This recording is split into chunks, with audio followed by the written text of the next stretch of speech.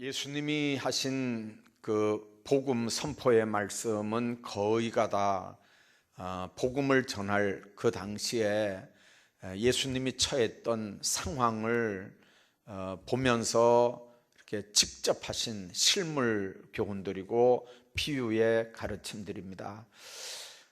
제자들과 함께 복음 전하러 나가실 때 농부들이 씨 뿌리는 모습을 보면서 천국 비유를 말씀하셨고요, 갈릴리서 고기 잡는 어부들 모습을 보면서 천국은 마치 하면서 천국의 비밀도 또 말씀했습니다. 오늘 본문에 있는 말씀도 어린이들이 결혼식 흉내를 내는데 피리를 불며 기뻐 춤추는 노래를 하는 아이들을 보면서 예수님이 지금 이 말씀을 비유하는 겁니다. 또 초상집 흉내를 내는데 애곡하며 가슴을 치며 슬퍼하는 그런 모습을 예수님 보면서 지금 이 말씀을 하는 겁니다. 이걸 흉내내는 아이들을 보면서 예수님께서 이 세대를 비유를 들어서 지금 말씀하는 겁니다. 이 세대에 있어서 참 진리를 똑바로 받아들이지 못하고 무감각한 걸 보고 피리를 불어도 춤추지 않고 애곡해도 가슴을 치지 않는다고 주님 탄식합니다. 그래서 기쁨과 슬픔의 조화가 없는 아주 삭막하고 메마른 무감각한 세대를 예수님께서 지금 책망을 하시는 겁니다. 자, 오늘 본문에 있는 말씀 보십시오.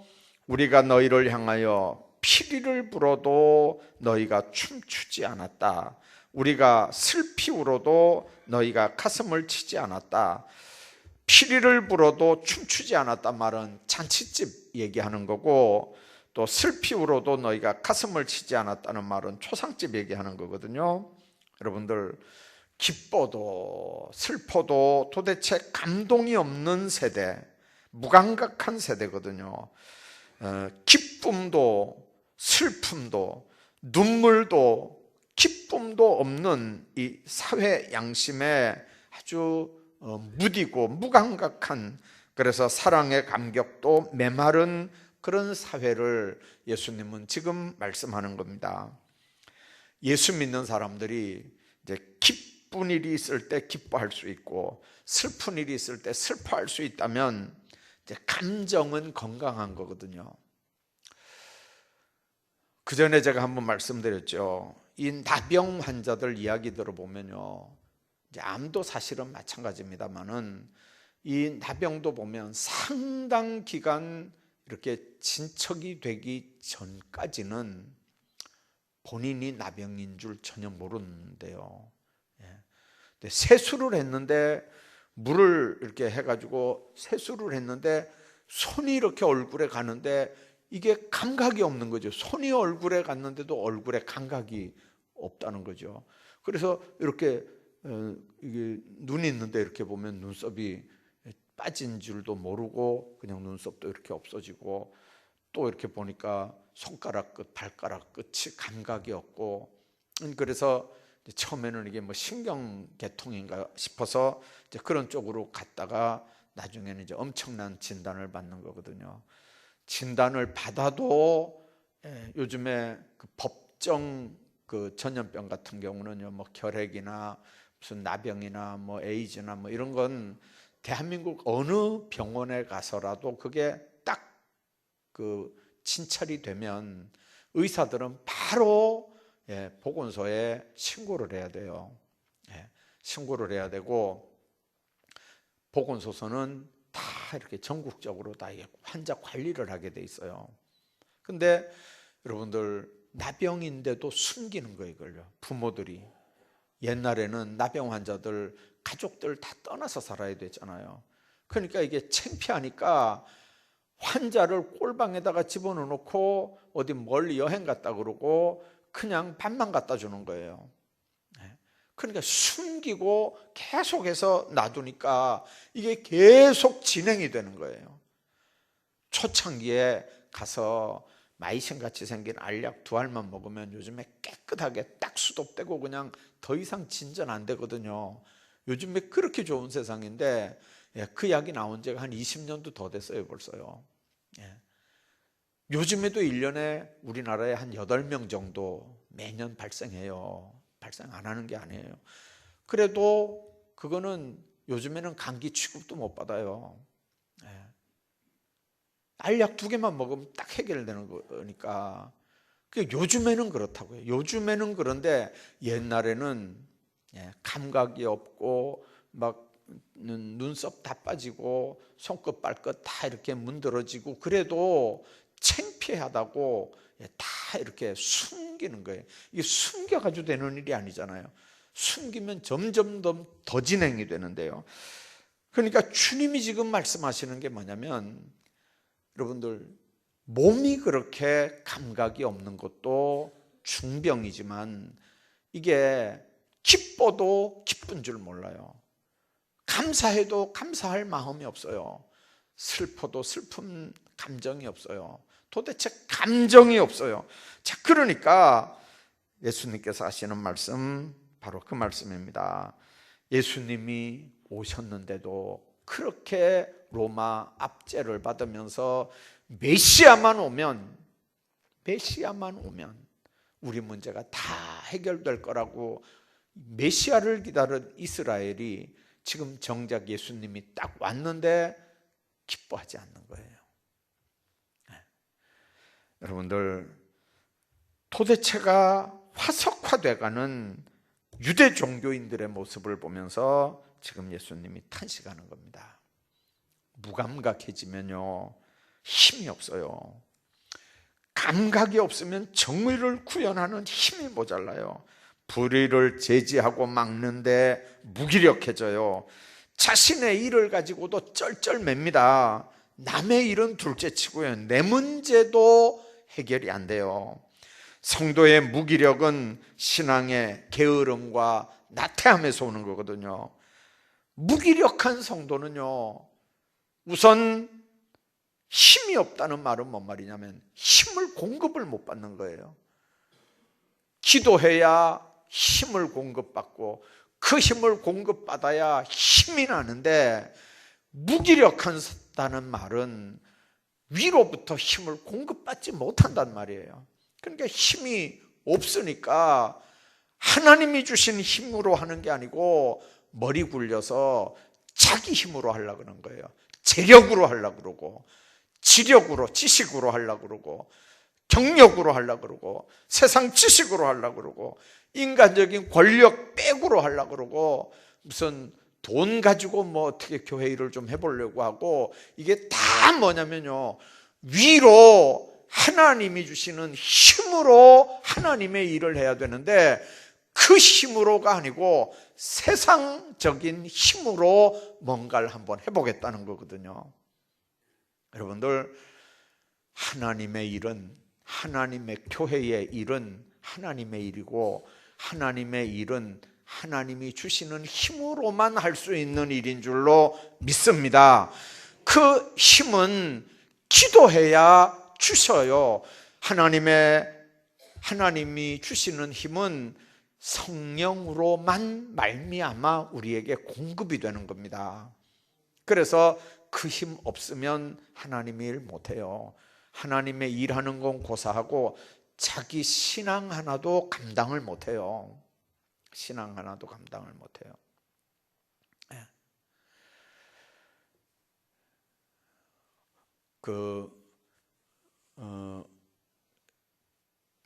어느 교회에 제가 예배 끝난 다음에 이렇게 교인들끼리 이제 인사하는 그 표를 한번 봤어요.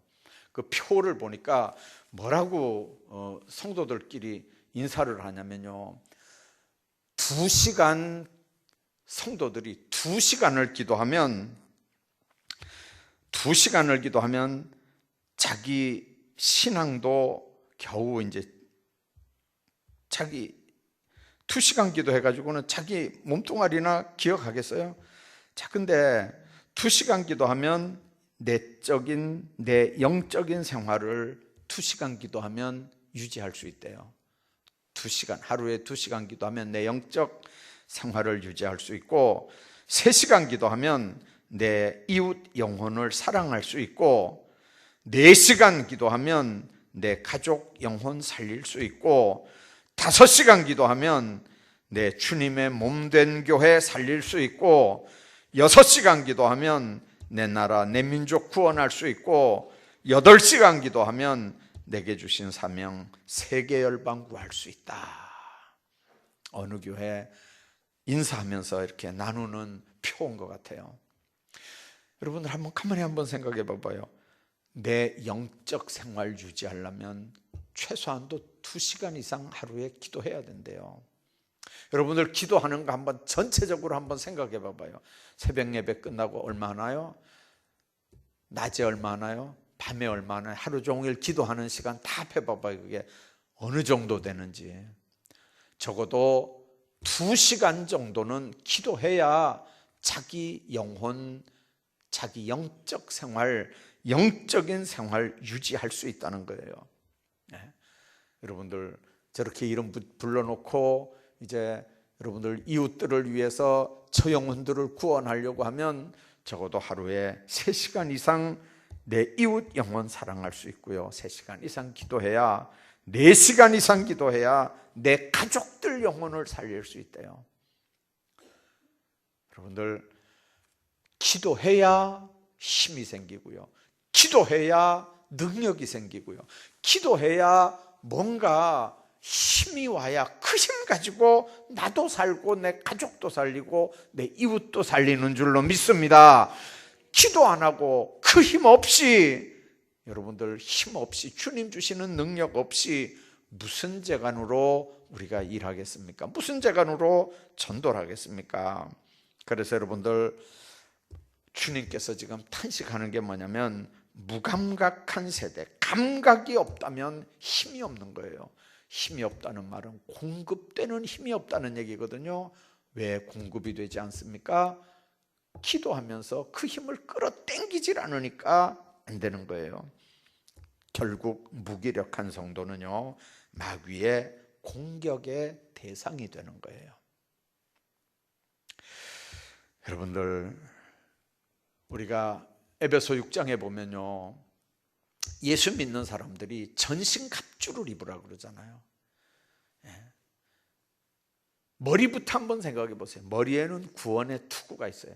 난 구원받은 하나님의 백성이다, 난 하나님의 자녀라고 하는 구원받은 확신이 머릿속에 딱 있어야 돼요. 이 투구가 써져야 여러분들 마귀가 쏘는 화살 그거 막아낼 수 있어요. 가슴 한 방 맞으면 큰일 나거든요. 고기 비닐 같은 걸로 옛날에 갑옷들 보면 다 이렇게 했잖아요. 화살 날아와도 거기 그게 고기 비닐 같은 쇠 거기에 딱 맞으면 화살이 밑으로 뚝 떨어지는 거예요. 이게 뭐냐면요, 하나님 앞에 항상 정의로 무장하는 거예요. 허리띠는 진리의 띠예요. 여러분들 허리 아픈 사람 힘쓰는 거 보셨나요? 손이 자동으로 뒤로 열중시하고 가잖아요. 허리 아픈 사람이 아무리 여러분들 허리 안 아픈 사람이 허리 아프다고 거짓말하고 뭐 이렇게 속이고 뭐 꾀병하고 그래도요, 허리 아파 본 사람은요, 저 사람이 허리 진짜 아픈 사람인지 안 아픈 사람인지 금방 알아요. 얼마 전에 뉴스에 그런 거 나왔잖아요. 허리 아파 본 사람은 다 안다니까요. 그 사진, 그 동영상 보면 저 사람 허리 안 아픈 사람이다, 다 알아요. 허리 아파 본 사람은. 저도 허리 아파 봐서 수술해 봐서 알아요. 여러분들 주님 안에서 우리가 기억해야 되는 부분이 바로, 힘이 어디서 오냐? 허리가 아프면 방법이 없어요. 진리의 띠를 띠야 하나님께서 힘을 주시는 거예요. 여러분들 주님 안에서 그렇게 무장해야 돼요.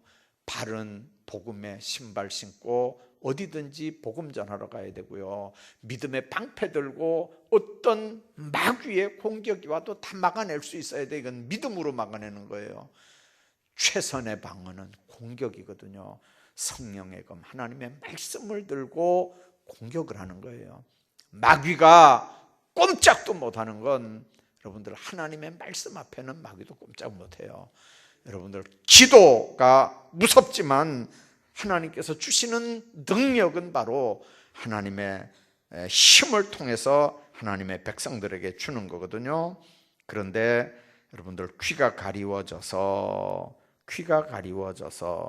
여러분들 하나님 말씀 못 듣게 하는 거예요. 귀를 즐겁게 하거든요.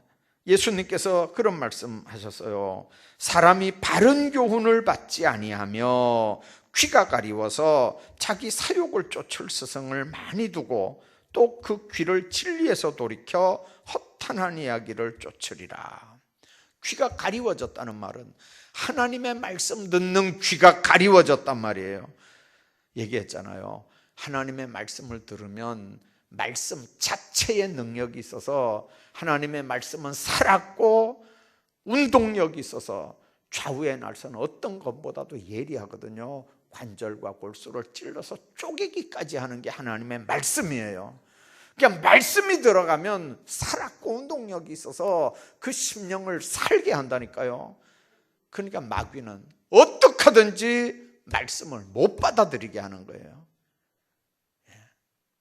그게 여러분들 귀가 가려워져서, 그 말은 그 복음은 못 듣고 귀를 즐겁게 하는 거예요.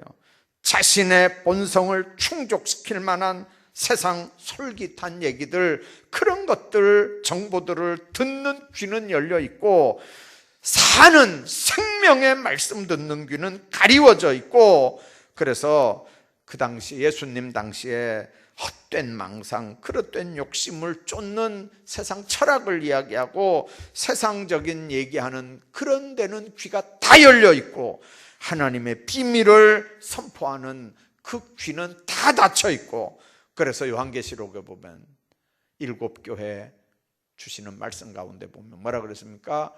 귀 있는 자는 성령이 교회들에게 하시는 말씀을 들을지어다 그랬어요. 귀 없는 사람이 어디 있어요? 귀 없는 사람이 어디 있어요? 무슨 귀를 얘기합니까?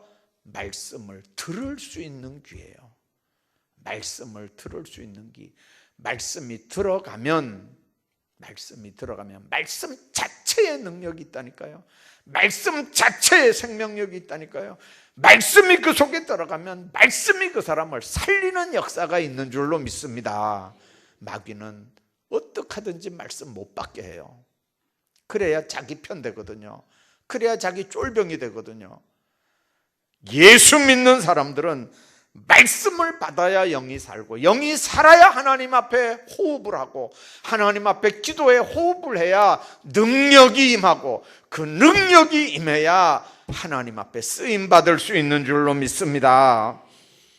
하나님 안에서 무감각하다는 말은요, 이미 죽어 있는 거예요. 감각이 없는 거예요. 마비가 돼 있는 거예요. 교통이 끊어져 있는 거예요. 귀도 가리워져 있어요.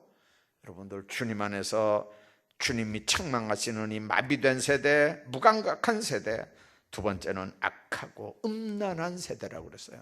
마태복음 12장 39절에 보면 예수께서 이르시되 악하고 음란한 세대가 표적을 구하나 선지자 요나의 표적밖에는 보일 표적이 없느니라. 여러분들, 악하고 음란한 세대가 표적을 구하나 선지자 요나의 표적밖에는 보일 표적이 없다. 요나가 여러분들 물고기 뱃속에 들어갔다 3일 만에 다시 살아나서 니느웨에 가서 복음을 전하지 않습니까? 요나의 표적이라고 하는 건 불순종하다가 물고기 뱃속에 들어가 3일 있다가 다시 나오는 거예요. 그 물고기 뱃속이 뭡니까? 하데스예요. 하데스, 지옥. 여러분들, 사망, 죽음. 음란한 세대라는 말은 불의의 세대란 말이에요. 하나님의 뜻을 거스려서 배신하는 시대란 말이에요. 하나님을 떠난 불신의 세대란 말이에요. 영적인 의미에서 하나님 사랑을 떠난 신앙의 정절을 잃어버린 이스라엘 백성들을 그렇게 지금 얘기하는 거예요.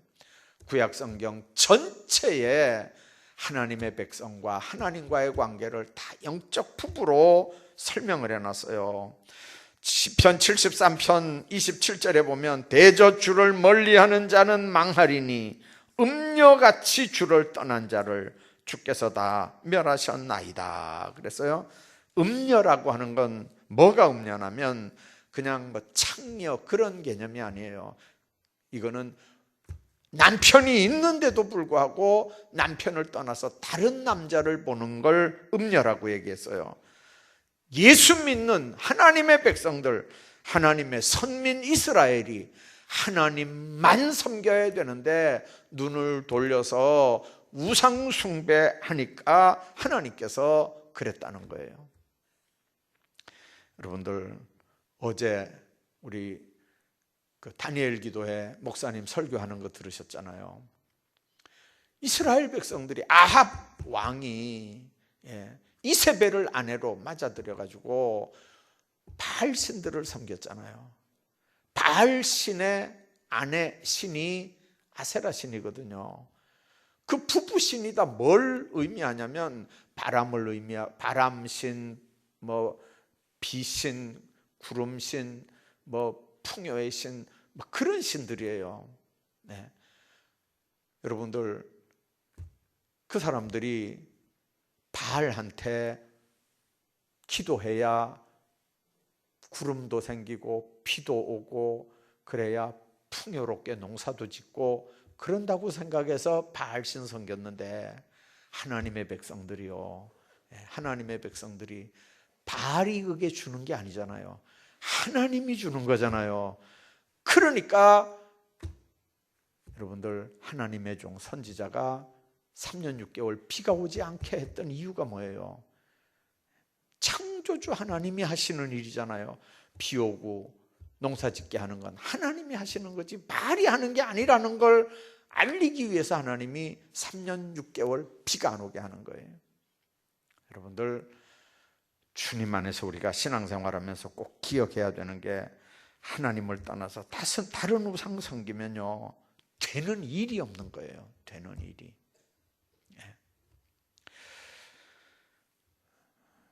요 동네에서 대나무 꼽아놓고 점치고 뭐 이렇게 하던 사람이 이제 나중에 예수 믿게 됐는데 이제 그분 했던 얘기가 생각이 나요. 이제 그분 어디로 이사 갔는데 이제 그분이 벌써 몇 년 됐어요. 10몇 년 이렇게 됐는데 그분이 하는 얘기가 뭐냐면 어떻게 이제 교회 나오시게 됐냐고. 그러니까 자기가 생각했다는 거예요. 이 귀신 아무리 섬겨봐야 귀신 섬겨서 잘 되는 거 자기도 못 봤대요. 근데 끝나긴 끝내야 되는데 겁이 나서 못 끝냈대. 겁이 나서. 귀신이 해꾸지 할까봐 겁이 나서 못 끝냈대요. 그렇게 하는데 누가 전도를 뭐라고 했냐면요, 뭐 그때 을지문덕 장군을 섬겼다 그러던가요, 뭐 이순신 장군을 섬겼다 그러던가요. 그 귀신을 섬겼나 봐요. 그래서 전도하러 가신 어떤 분이, 우리 교회 어떤 분이 그랬대요. 을지문덕 장군이 더 높냐, 하나님이 더 높냐. 그러니까 이게 점쟁이가 생각해도 을지문덕 장군보다 하나님이 더 안 높겠어요? 그러니 하나님이 높다 그랬대요. 그랬더니 하나님이 더 높으면 쫄병신은 꼼짝도 못하니까 괜찮다 이래가지고 해결했대요. 아니 하나님이 더 높은 신인 거 알면 하나님을 섬기는 을지문덕 장군 신이 어떻게 하겠느냐. 쫄병신은 괜찮다. 그러니까 최고 높은 신을 섬기면 된다. 그래가지고 전도했어요. 여러분들 음란한 세대는 말을 면하기 위해서 어려운 시대에서 지금 삽니다. 그러나 하나님의 손에 딱 잡히면 얼마든지 이런 문제들은 저절로 해결이 되는 거거든요. 신약에도 마찬가지입니다. 야고보 4장 4절에 간음한 여자들이여 세상과 벗된 것이 하나님의 원수임을 알지 못하느뇨. 그런즉 누구든지 세상과 벗이 되고자 하는 자는 스스로 하나님과 원수되게 하는 것이라. 간음하는 여인들이여, 여자들이여. 그랬어요. 간음하는 여자, 누구를 얘기합니까? 불순종하고 패역을 일삼는 이스라엘 백성들, 하나님의 백성들을 얘기하는 거예요. 여러분들 간음하는 여자, 하나님의 백성들인데 하나님께 충성하지 않고 하나님만 섬기지 않고 세상과 벗이 돼서 세상 쾌락을 탐닉하는 자를 오늘 본문에 간음하는 여자라고 말씀하는 겁니다. 예수님은 이 마지막 세대에 하나님의 백성들, 성도라고 하면서 세상 일에 더 많은 가치를 부여하고 더 많은 관심을 쏟고 하나님의 교회 직분과 신앙생활 연륜에 관계없이 모두 영적 간음한 자들이다, 그렇게 주님은 경고하고 책망하시는 거거든요. 뿐만 아니라 주님 하시는 말씀 보면 마태복음 17장 17절에서 믿음이 없고 패역한 세대요, 그렇게 말씀합니다. 여러분들, 하나님 안에서 악하고 음란한 세대고 또 무각한 세대지만 믿음이 없고 패역한 세대, 여러분들, 내가 얼마나 너희와 함께 있으며 얼마나 너희를 참으리요, 예수님 그렇게 말씀합니다. 믿음이 없고라는 말과 패역함이란 말은 진리를 인식하지 못하는 정신적인 태만을 얘기하는 거예요. 패역한 마음에서 기인하는 거거든요. 여러분들, 예수님 당시에 그 사람들은 믿음이 없고 세상은 다 삐뚤어진 세상이었어요. 자기들은 하나님 잘 섬긴다고 했어요. 특히 바리새인들은 일주일에 2번씩 금식도 했어요. 막 사람들 보는 데서 손 번쩍 들고 막 저 세리들, 저 창기들과 같이 않음을 감사하다고 막 큰 소리로 골목 어귀에서 기도도 했어요. 철저하게 11조 했어요. 근채와 박하와 회향까지도 다 11조 했어요. 네. 여러분들, 얼마나 믿음 생활 잘했는지 몰라요.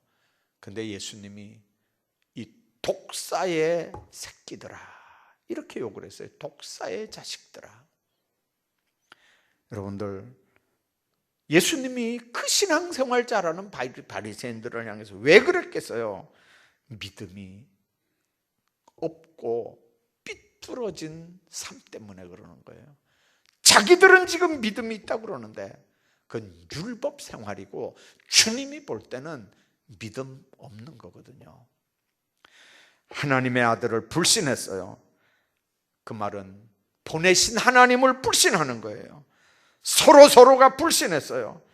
그래가지고 로마 시대의 지배를 받고 살면서도 종교 부재, 신앙 부재, 하나님 없으니까 무슨 짓을 못하겠어요. 그러니까 인간관계에 진실이 없는 시대, 거짓과 불신이 판을 치는 삐뚤어진 시대, 그러니까 하나님의 뜻을 거스리는 그런 삶을 사는 거예요. 여러분들, 하나님의 뜻을 거스린다는 말은 하나님의 뜻을 알면서도 거스릴 수가 있고요, 사실은 몰라서도 거스릴 수가 있어요. 근데 문제는 모르고 하나님의 뜻을 거스린 사람들은 나중에 그게 죄였다는 걸 알면 회개하고 돌아와요. 근데 하나님의 말씀을 알면서도 범죄하고 하나님을 거스린 사람들은요, 오히려 적대감을 나타내요. 세례 요한이 목에 잘려 죽은 이유가 뭐예요? 헤로디아의 그 딸이 춤추면서 그랬잖아요.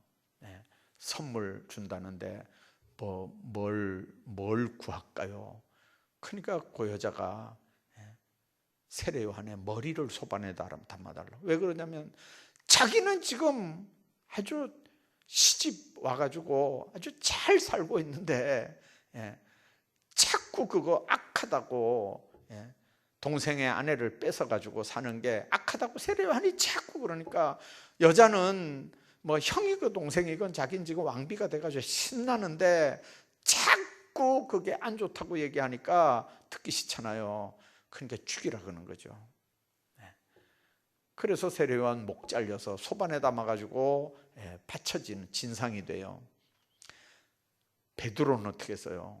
베드로도 책망했어요. 근데 베드로가 한번 외칠 때 3,000명씩 회개하면서 우리가 어찌할꼬 하면서 회개하고 돌아왔어요. 주님 안에서 여러분들, 전하는 건 복음 전하는 자들이 전해야 돼요. 목이 잘리든 돌아오는 모습들을 보든 어떻든 죽든 감옥에 가든 두들겨 맞든 어떻게 되든 그건 복음 전하는 사람들 얘기고, 일단 복음을 받고 우리가 하나님 앞에 어떻게 처신하느냐 하는 건 너무 중요한 거예요. 너무 중요한 거예요. 여러분들, 여호와를 거스렸다는 말이 뭔 말입니까? 적대감을 가졌다는 뜻이에요. 인간들이 하나님의 뜻을 거역하면 요나처럼 물고기 뱃속에 들어갈 수밖에 없어요. 3일 동안 죽겠다고 통곡할 수밖에 없어요. 성도는 가장 큰 축복이 뭐냐면 하나님의 말씀을 분별하는 거고 그 말씀에 순종하는 거예요. 어차피 니느웨에 가서 복음 전해야 되는데 그렇게 해가지고 물고기 뱃속에 들어갔다가 그렇게 회개하고 물고기 뱃속에서 튀어나와가지고 그렇게 그 다음에 들어갈 이유가 뭐 있겠어요? 그렇잖아요. 근데 여러분들, 그게 성경의 요나만 문제가 아니고요, 요나가 문제거든요. 요나가 문제잖아. 다요. 요나가 문제잖아. 내가 문제지 누가 문제겠어? 한번 봐봐요. 다 요나가 문제지. 그래서 남을 향해서 손가락질하는 사람들은요, 우리는 남을 향해서 손가락질 하나만 하지만 밑에 손가락 3개는요 우리를 향하고 있잖아요. 너는 더하다 이놈아, 이렇게 하는 거예요. 요 소리를 들을 줄 알아야 돼요. 다른 사람들을 향해서 자꾸 이렇게 하지 말고 밑에 3손가락 소리를 들을 줄 알아야 된다고요. 여러분들, 감각이 있어야 아픔을 느끼게 되고요, 아픔이 느껴야 하나님 앞에 통회할 수 있어요. 무감한 인간들은 하나님 앞에 설 수 없어요. 현대인은 감각이 없다고 그랬어요. 그래서 하나님 떠나도 떠난 줄 몰라요. 하나님 떠난 줄 모르니까 죄를 져도 그게 죄로 느껴지지도 않고 가책도 느껴지지 않아요. 여러분들, 통회하는 마음으로 눈물 흘리면서 회개할 수 있는 사람들이 하나님의 백성들인 줄로 믿습니다. 정말 믿음이 없고 패역한 세대, 무감각한 세대, 악하고 음란한 이 세대에서 하나님의 백성들이 어떻게 살아야 되는지를 마음속에 기억하면서 하나님 안에서 사는 하나님의 백성들로 살아가기를 주의 이름으로 축복합니다.